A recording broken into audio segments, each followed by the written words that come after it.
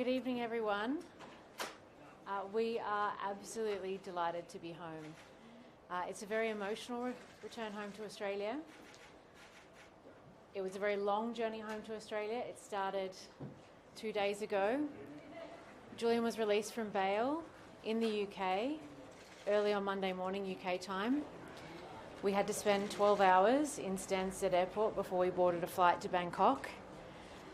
Another 8 or 9 hours in Bangkok before we flew to Saipan, where Julian entered his plea. We are absolutely delighted, after a very long and complex negotiation with the US government, that we've reached this plea deal that enabled him to come home to Australia as a free man. The agreement is that he will spend no more time in prison. The terms of the plea deal are, unfortunately, that he, in order to achieve his freedom and to leave the high security prison in Belmarsh, he had to choose to plead guilty to conspiracy to commit espionage for publishing evidence of US war crimes, human rights abuse. Guys, it's really hard to do this when there's so much noise going on in the background. Thank you very much. In order to win his freedom, Julian pleaded guilty to conspiracy to commit espionage for publishing evidence of US war crimes, human rights abuse and US wrongdoing around the world. This is journalism. This is the criminalisation of journalism. And while the plea deal does not set a judicial precedent, it's not a court decision, the prosecution itself sets a precedent that can be used against the rest of the media.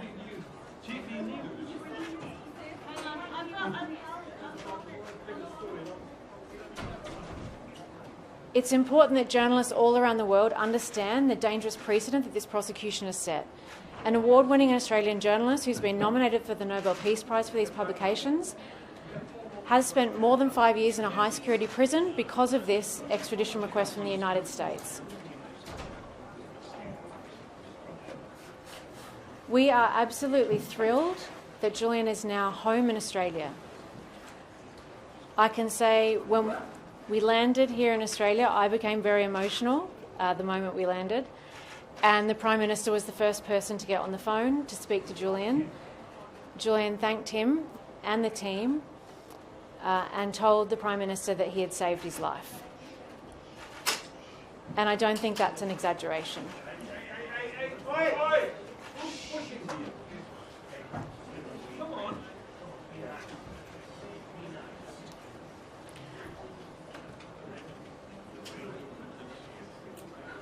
I want to take this opportunity to thank the Prime Minister Albanese, for his principled leadership, the statesmanship and diplomacy that he showed in leading the effort to bring Julian home to Australia. It was as opposition leader that he said enough is enough, that there was nothing to be served by Julian's ongoing incarceration. As Prime Minister, he kept his word. He raised it at the highest level at every single opportunity. He has continued to ask the US to bring this to an end, and his efforts completely changed the situation for Julian and enabled our negotiations with the US government that allowed us to reach this outcome. I also want to thank our ambassador to the US, Kevin Rudd, our former Prime Minister, whose relentless efforts in Washington, working together closely with us, with myself and my co-counsel Barry Pollock, completely changed our relationship with the US and completely changed the negotiations.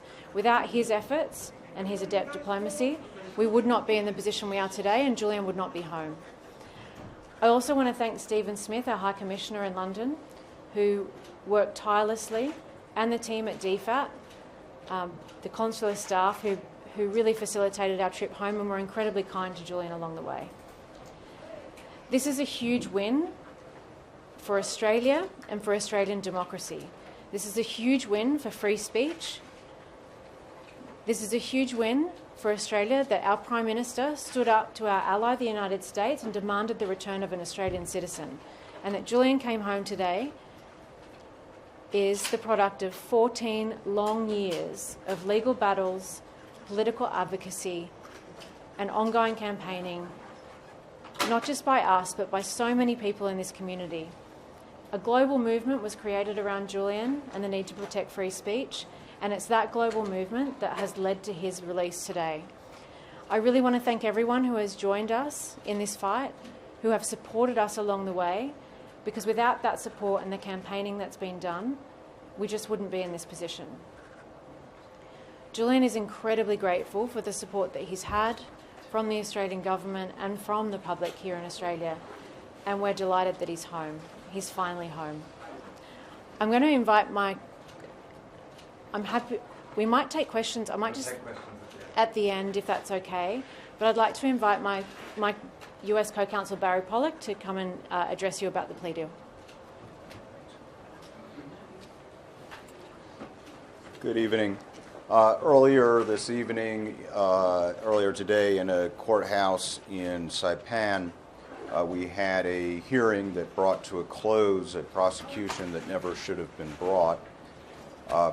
Julian Assange has, for so many years, sacrificed for freedom of speech and freedom of the press. He's sacrificed his own freedom. And finally, today, that tragic situation ended, and we are all grateful that Julian is back home in Australia where he belongs, back with Stella, back with his children, reunited with his father. It is unprecedented in the United States to use the Espionage Act to criminally prosecute a journalist or a publisher. It's in the more than 100-year history of that law, it has never been used in this fashion. It is certainly our hope that it will never again be used in this fashion. Julian spent years in Belmarsh. No one should spend a day in prison for giving the public newsworthy and important information. In this case, information that the United States government had committed war crimes, that there were civilian casualties exponentially greater than the United States government had admitted in Iraq and Afghanistan. It was definitely in the public's interest to have this information, and Julian provided it to the public. He performed a tremendous public service, not a crime. The problem with the Espionage Act is there is no First Amendment defense in the Espionage Act. It does, by its terms, not matter the reason why you publish. The U.S. for years, the U.S. government has claimed that these publications did great harm. Today in court, the United States government admitted that there is not a single person anywhere that they can produce that was actually harmed by these publications. Hopefully this is the end, not just of the case against Julian Assange, but the end of the case against journalism. Thank you.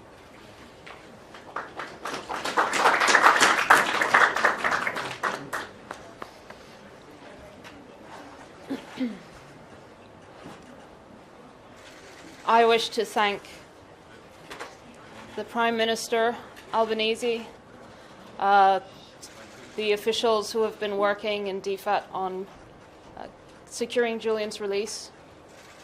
I'd also like to thank the Australian people who have made this possible, because without their support, there would not be the political space to be able to achieve Julian's freedom. And that support is across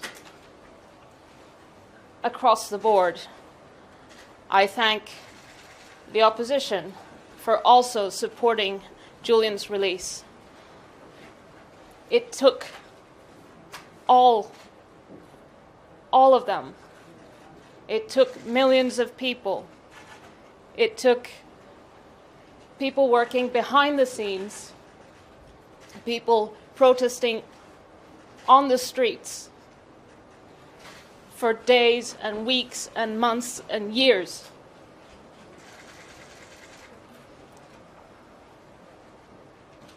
And we achieved it.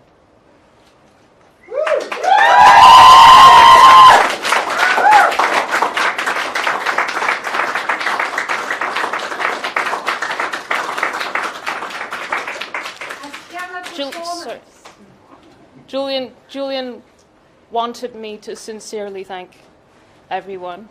He wanted to be here. But you have to understand what he's been through. He needs time. He needs to recuperate. And this is a process. I ask you, please, to give us space, to give us privacy,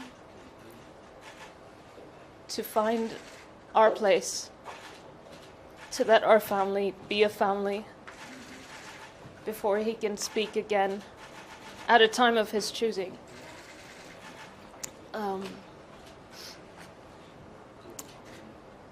I think it's important to recognize that Julian's release and the breakthrough in the negotiations came at a time when there had been a breakthrough in the legal case in the UK, in the extradition, where the High Court had allowed permission to appeal. There was a court date set for the 9th and 10th of July, an upcoming court date in which Julian would be able to raise the First Amendment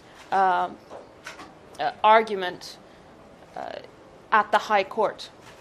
And it is in this context that things finally started to move. I think it revealed how uncomfortable the United States government is in fact of having these arguments aired, because the fact is that this case is an attack on journalism, it's an attack on the public's right to know, and it should never have been brought. Julian should never have spent a single day in prison. But today we celebrate, because today Julian is free.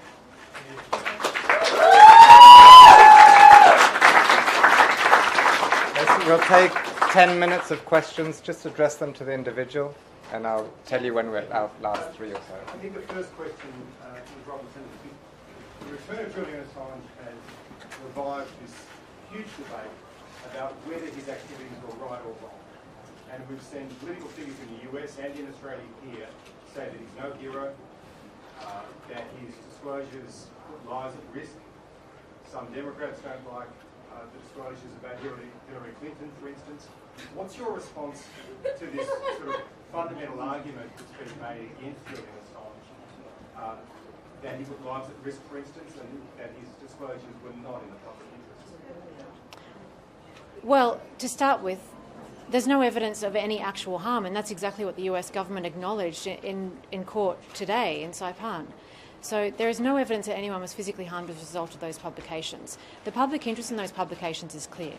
Evidence of war crimes, that the US had not disclosed the extent of civilian casualties in Iraq and Afghanistan, the use of torture and other forms of human rights abuse around the world. There is no denying the public interest in Wikileaks publications, which is reflected in the reasons why Wikileaks has won the Walkley Award for Most Outstanding Contribution to Journalism, the Sydney Peace Prize, the fact that Julian's been nominated for the Nobel Peace Prize every year since those publications. So to suggest that this was not in the public interest, I don't understand the basis upon which they could possibly suggest that. And so I think this is clear. Stella, can we have a question? That moment on the tarmac where you embraced Julian, it must have been incredibly surreal. Was that the moment you realised that this was over, that he was fine? Yes, I was overcome by emotion when I first heard that there were crowds cheering that I didn't even know were there behind a fence because it was dark. And then I heard them cheer more and more and flashes, and then I turned the corner and then I saw that Julian was coming, and we embraced, and I mean, I think you've seen the pictures. I don't want to express in words what is obvious from the image. Stella, what comes next for Julian Assange? Will this revitalize Wikileaks, Wikileaks, career and politician? What happens? What's next? Julian needs time to recover, to get used to freedom. Someone told me yesterday who had been through something similar, that freedom comes slowly. And I want Julian to have that space to rediscover freedom slowly and quickly. Yes, as one of my colleagues mentioned the Podesta files earlier, I think he may not have read them. Could you, now you have the opportunity, just remind us of how that actually reformed the DNC and the corruption within? The Podesta files were really good for the Democratic National Congress, yes? Look, there was clearly public interest in the DNC materials that was released by WikiLeaks, and in terms of the legality of those publications, there's a US court decision showing that it had the highest possible protection of the First Amendment. So from a principle point of view, people might not like the politics of any particular publication, but that publication is absolutely protected by the First Amendment, as US courts have found. Jen, are there any post-release conditions for Julian prolonged periods? The US has said that he's banned from returning to the US, gag orders, anything like that. And can you and Barry give us a sense of the negotiations with the DOJ, particularly given Julian's strong view that he was not guilty of crime? I think it's best Barry speaks to the terms of the plea deal. There are absolutely no restrictions on Julian. The case against him is over. There is no gag order. There are no other restrictions. He is going to be able to go back to whatever life he chooses to build with Stella and his family.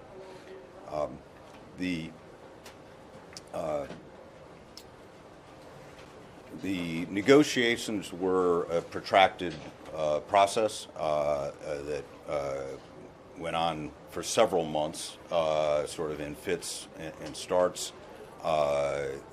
We were not close to any sort of a resolution until a few weeks ago, when the Department of Justice re-engaged, and there have been very intense negotiations over the last few weeks. One thing we were very clear about was that any resolution would have to end this matter, and that Julian would be free, that he was not going to do additional time in prison, he was not going to do time under supervision, he was not going to do time under a gag order. So that was one absolute requirement. Another significant point of negotiation was where the plea would be taken. Julian did not want to come to the United States in any form. Ultimately, obviously, we negotiated Saipan under conditions where he would be released in the UK. He would come to Saipan not as a prisoner of the United States or of the United Kingdom, and that we would come in and leave on the same day, which is exactly what happened. And other provisions of the plea that were very significant. The United States agreed that they are not going to bring any other charges against Julian for any conduct, any publications, any news gathering, anything at all that occurred prior to the time of the plea. So even if he had prevailed in the extradition proceeding, that would have just resolved this case.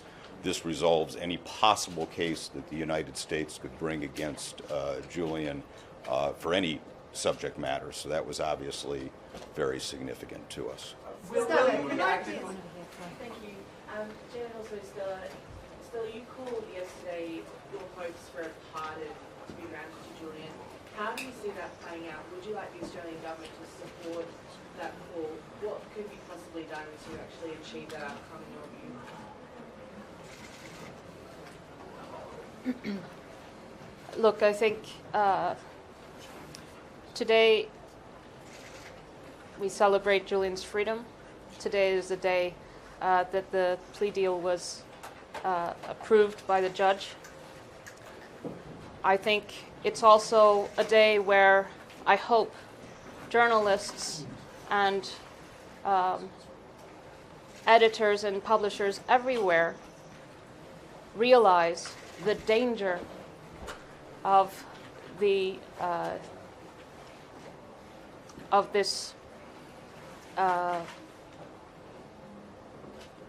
US case against Julian that criminalizes, that has secured a conviction for news gathering and publishing information that was in the public interest, that was true, that the public deserved to know.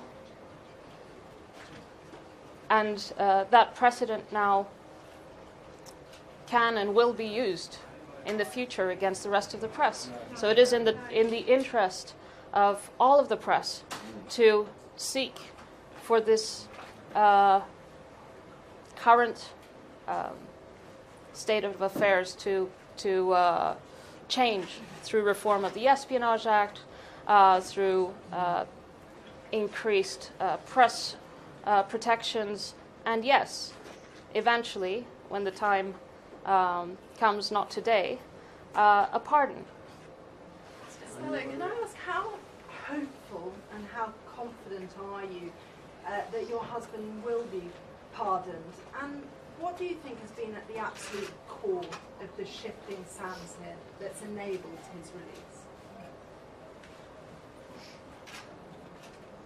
I think freedom of the press is in a very dangerous place. It's not evident that it will move towards more protections, but rather less. There needs to be a conscious and joint effort to push back, and that pushback should have resulted in the dropping of the case against Julian. Unfortunately, that didn't happen. That would have been the only good outcome for the press in general if the US government had abandoned this case entirely. Now you have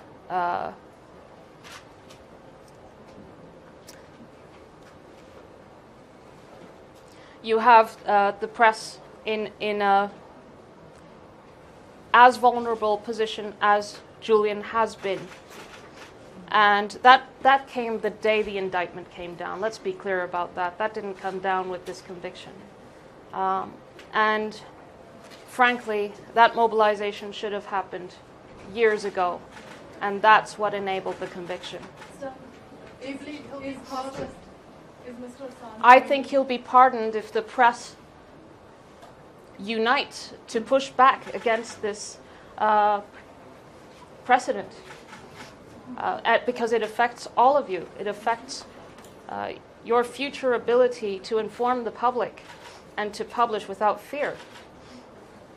Is Mr. Assange going to meet the Prime Minister in the coming days? No comment. Stella. Can we have 3 more questions? And then we're wrapping up. Stella. Here. But what I can say from the phone call with the Prime Minister this afternoon when we landed is that he is delighted that Stella and Julian are both now in Australia, and we certainly hope that at some point they'll be able to meet. Does Julian plan to keep going with Wikileaks and publish more documents on journalism?